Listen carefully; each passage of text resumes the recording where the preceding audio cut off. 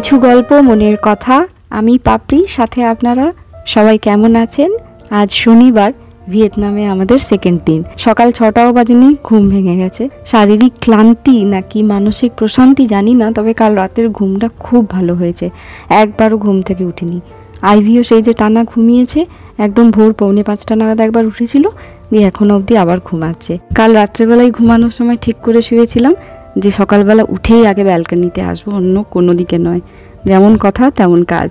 ঘুম থেকে উঠেই আগে ব্যালকনি খুলে সোজা চলে এলাম এই খোলা সমুদ্র দেখতে। দারুণ ঠান্ডা ঠান্ডা হাওয়া দিচ্ছে, আর ঘুম থেকে উঠেছি তো গায়ে যেন কাটার মতন লাগছে। সুমি তো উঠে পড়েছে, ওর তো আবার ক্লাস আছে 6:30 থেকে।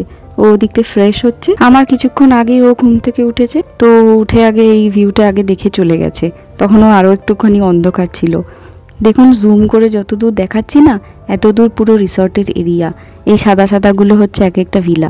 সেই জন্যই এখানে বাগি রয়েছে। বাগিতে করে আপনি যেদিকে ইচ্ছে যাবেন, নয়তো এত দূর তো আর হেঁটে যাওয়া যাবে না। আর এইটা তো আমাদের ভিলা। নিচে সুইমিং পুলটাও রয়েছে। ভাবছি আজকে যদি সময় হয় একবার পুলে নামবো। তবে আজকে আমাদের একটু বেরোনোরও আছে, মানে লাঞ্চের পরে কোথাও ঘুরতে যাওয়ার আছে। ঠিক কোথায় যাব এখনও জানি না। আইভি ঘুমাচ্ছে, ঘুমাক। ও উঠলে আমরা একসাথে ব্রেকফাস্ট করতে যাব। ততক্ষণ এখানেই একটু বসি। চলে এসেছি আমরা ব্রেকফাস্ট করতে। ব্রেকফাস্টে ঢুকেই যেটা চোখে পড়লো, সাজানো রয়েছে ফল। তার আগে আপনাদেরকে একবার এটা দেখিয়ে দিই। এই যে দেখেছেন, মিষ্টি হাসি, সবার মুখে এখানে হাসি লেগে রয়েছে। ব্রেকফাস্টের টেবিলে মেয়েদের ড্রেসটা এই রকম, আর যেখানে লাঞ্চ করতে যাই না, লাঞ্চ বা ডিনার, সেখানে আবার আরেক রকম। সব হোটেল বা ভিলাতে কিন্তু এরকম ব্রেকফাস্ট থাকে না। অনেক জায়গায় থাকে, আবার অনেক জায়গায় থাকে না। এটা ডিপেন্ড করছে আপনি কোন জায়গাটা চুজ করবেন। ব্রেকফাস্ট নেওয়ার একটা সুবিধে হচ্ছে আপনি একই জায়গায় সব কিছু পেয়ে যাচ্ছেন। আবার একটুখানি দেরি করে, মানে 9টা-10টার দিকে যদি আপনি ব্রেকফাস্ট করতে আসেন, তাহলে অনেক সময় লাঞ্চ আর খেতেও লাগে না, কারণ এত রকমের অপশানস থাকে। যেমন এখানে রয়েছে বিভিন্ন রকমের ব্রেডের অপশান, ডোনাট থেকে, ক্রোজেন থেকে, প্যানকেক, আর ওয়াফল, বাটার, বিভিন্ন রকমের ব্রেড রয়েছে। শুধু ব্রেড নয়, আপনি এখানে আবার টোস্টার রয়েছে, এখানে সেকেও নিতে পারেন। দাঁড়ান, আমার হাতের ব্যাগটাকে আগে রেখে দিই। যেখানে আমাদের জন্য সিটটা রেডি করা রয়েছে, এই টেবিলে আগে বেবি চেয়ারটা সেট করে তারপরে আমি নিয়ে আসবো খাবারগুলো। এক ধার থেকেই শুরু করা ভালো।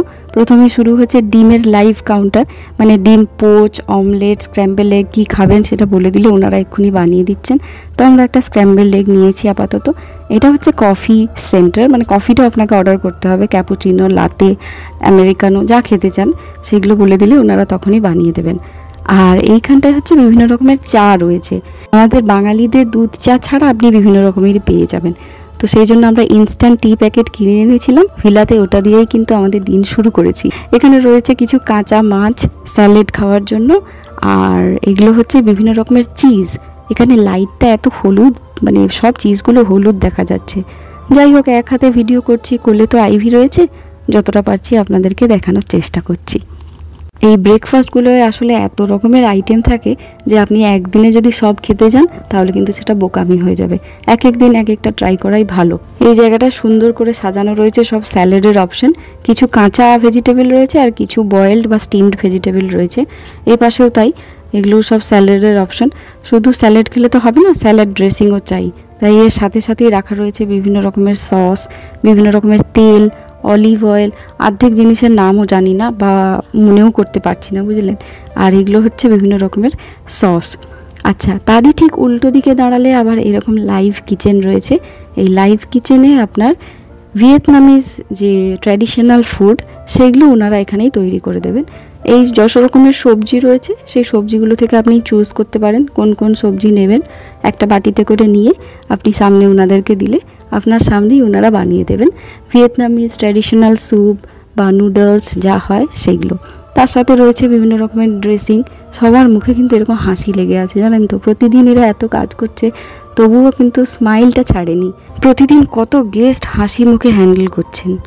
এটা হচ্ছে একটা কোরিয়ান ডিশ, খুব ফেমাস, বিবিমবাপ। জানি নামটা শুনে খুব হাসি পাবে, বাপের নাম ভুলে যাওয়ারই মতন। একটু মজা করলাম। তো এটা আমরা খাবো না, কারণ এটাই যে মিটটা ব্যবহার হয়েছে ওটা হচ্ছে পর্ক। আমরা চিকেন, ডিম বা ভেজিটেবল ছাড়া অন্য কোনো কিছু খাই না। এক হাতে ভিডিও করছি দেখে আবার আরেকজন আমাকে হেল্প করতে এলেন। এখানে একদিকে আছে তোফু, আরেকদিকে হচ্ছে ফিশ কেক। প্রচণ্ড গরম, আইভিকে নিয়ে রয়েছি তো, কাছে যেতে ভয় লাগছে। এটা হচ্ছে আপনার রেড বিন কারি, যেমন আমাদের রাজমা হয় না ওই জাতীয়, কিন্তু রাজমার থেকে অনেকটা নরম। টক টক খেতে লাগে। এখানে রয়েছে চিকেনের একটা কারি। আমি আবার জিজ্ঞেস করলাম এটা কি আমাদের ভারতীয় স্টাইল? বললেন না না, তো গাজর আলু এইসব দিয়ে। এটা ফ্রাইড রাইস আর নুডলসটা প্রায় প্রতিদিনই চেঞ্জ হওয়ার কথা, জানি না কালকে কি হবে, মানে আজকে যে নুডলস কালকে হয়তো অন্য নুডলস থাকে। এটা হচ্ছে খুবই ফেমাস ডাম্পলিং, যেটা আমরা বাঙালিরা মোমো বলে থাকি, ওই জাতীয় জিনিস, কিন্তু এরও ভেতরে রয়েছে পর্কের ফিলিং, তাই এটাও আমরা খাবো না। যে আইটেমসগুলো দেখলেন ধোঁয়া উঠছে, ওগুলোর তলায় ইন্ডাকশন রাখা রয়েছে এবং একটা সার্টেন টেম্পারেচার মেনটেন হচ্ছে।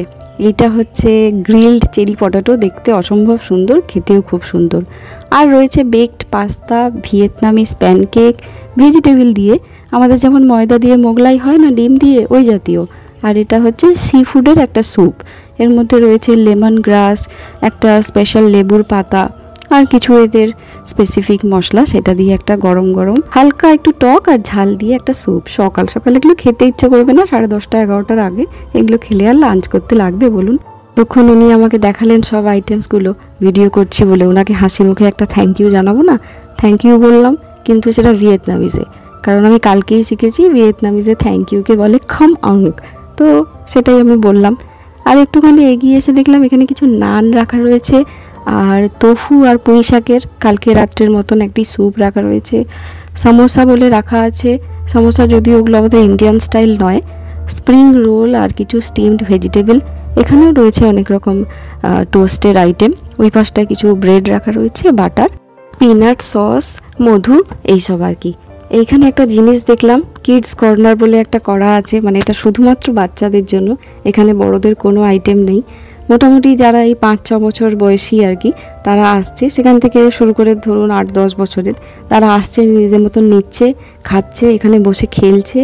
এইটা একটা বিরাট পাওয়া কিন্তু বাবা মাদের কাছে, কারণ যদি সত্যি বাবা মারা একটু রিল্যাক্সলি বসে খেতে পারে হলিডেতে এসে, তার থেকে আরামদায়ক আর কিছু নেই। আইবিও এখানে দারুণ মজা করছে, পায়ের জুতো খুলে একদম খালি পায়ে ঘুরছে। দেখুন সবার পায়ে জুতো আছে, শুধু ওর পায়ে নেই।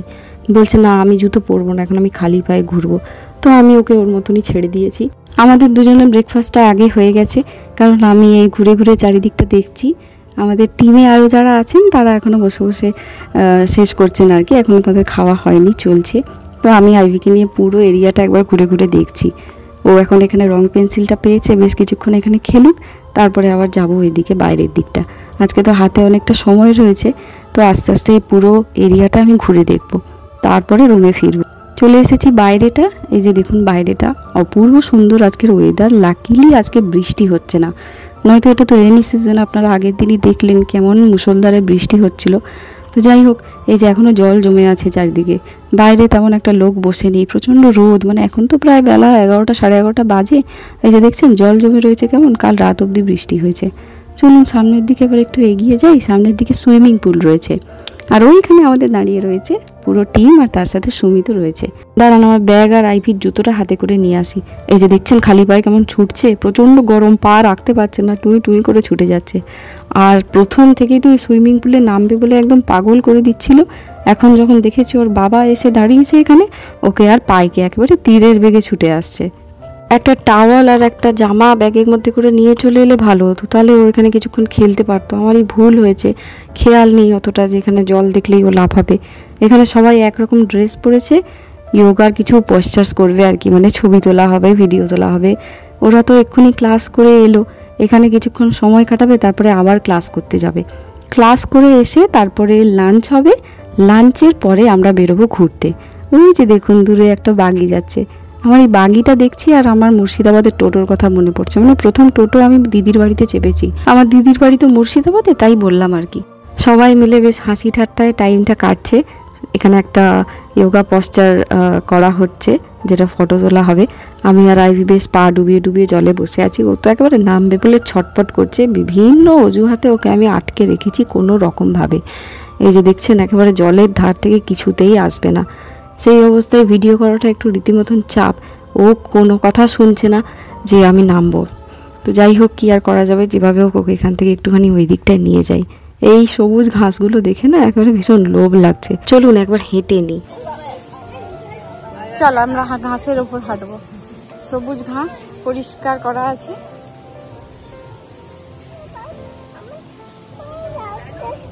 আরাম লাগছে লাল্লা, ঘাসে হাঁটতে হয়, কিছু হবে না, ভয় পেও না। পায়ে লাগেনি এগুলোকে, তুই কোনোদিনও ঘাসে ভালো করে হাঁটিসনি বলে এইরকম হচ্ছে। ঘাসে হাঁট আইবি, একটু ভালো হাঁটো, কিছু হবে না। দেখো, এই দেখো আমিও হাঁটছি, দেখো এই দেখো আমারও পা, দাও কিচ্ছু হবে না, ভয় নেই, এসো, লাগবে না। এগুলো ঘাস মা, কানহা হাঁটে না এখানে, কানা কেমন ছুটে বেড়ায়।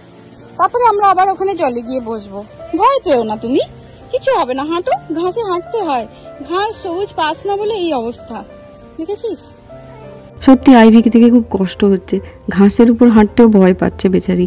সিঙ্গাপুরেও রয়েছে নিচে আমাদের ঘাস, কিন্তু সেখানে এত শামুকগুলো মরে পড়ে থাকে, পায়ে ঢুকে গেলে একদম কেটে বেরিয়ে যাবে, সেই জন্য ওখানে খালি পায়ে ছাড়তে পারি না। এইবারে আমরা চলে এসেছি একদম সি বিচের ধারে, হোয়াইট স্যান্ড, পুরো বিচটা এত সুন্দর দেখতে লাগছে, আমার তো কিছু বলার ভাষা নেই। এই যে দেখুন পুরো রিসর্টের এরিয়াটা, ছোট ছোট ছোট ছোট ভিলাগুলো ওপরে করা রয়েছে। ওরা এবারে এই দিকটা যোগা করছে, এতক্ষণ ওরা ফটো তুলছিল, এবারে সুমিত কয়েকটা পশ্চার তুলছে আর কি। কিন্তু এত রোদ, চোখে সানগ্লাস পরে তুলছে, বলছে এই রোদের মধ্যে যোগা পশ্চার করতে গিয়ে একদম মাথা ঘুরে যাচ্ছে। ওইদিকে আইভিকে একলা বসিয়ে রেখে এসেছি। সি বিচ থেকে এলে আপনার পায়ে তো বালি লেগে যাবে, সেই জন্য এই জায়গাটা একটা সুন্দর জলের ব্যবস্থা রয়েছে, এই জল দিয়ে আপনি পা ধুয়ে নেবেন। আমার যেটা একটা ভালো জিনিস লাগলো সেটা হচ্ছে এখানে সবই প্রায় ন্যাচারাল। এটা হচ্ছে মাটির কলসি, আবার এটা হচ্ছে আপনার নারকেলের মালা দিয়ে তৈরি করা, কি সুন্দর না। এবার আইভিকে নিয়ে কয়েকটা ওর বাবা যোগা পোজ করবে বললো, তাই জন্য ওকে নিতে আসছে। কিন্তু এত রোদ, সত্যি দাঁড়ানো যাচ্ছে না। এত সুন্দর ডান্সার পোজ করে সুমিত, কিন্তু আজকে একদম হলো না। কিন্তু এইখানে আইভি আবার খুব আরামে শুয়ে থাকে যখনই এটা করে, কিন্তু কষ্টদায়ক বই কি। এখান থেকে সুমিত্রা চলে যাবে ক্লাস করাতে, তারপরে এসে লাঞ্চ করবে, আর আমরা যাব এখান থেকে বাগিতে করে রুমে গিয়ে কিছুক্ষণ ফ্রেশ হয়ে তারপরে আবার লাঞ্চ করতে আসবো। জানি না কতটা খেতে পারবো। এখানে সুন্দর একটা দোলনা করা রয়েছে, আইভি দুলতে দেখে আমারও লোভ লাগলো, আমাকেও ডাকছে তুমি চলে এসো, কিন্তু দুজনে একসাথে বসাটা রিস্ক হয়ে যাচ্ছে। তাই আমি আরামে শুয়ে শুয়ে একেবারে রিল্যাক্স করতে করতে আজকের ভিডিওটা আমি এখানেই শেষ করছি।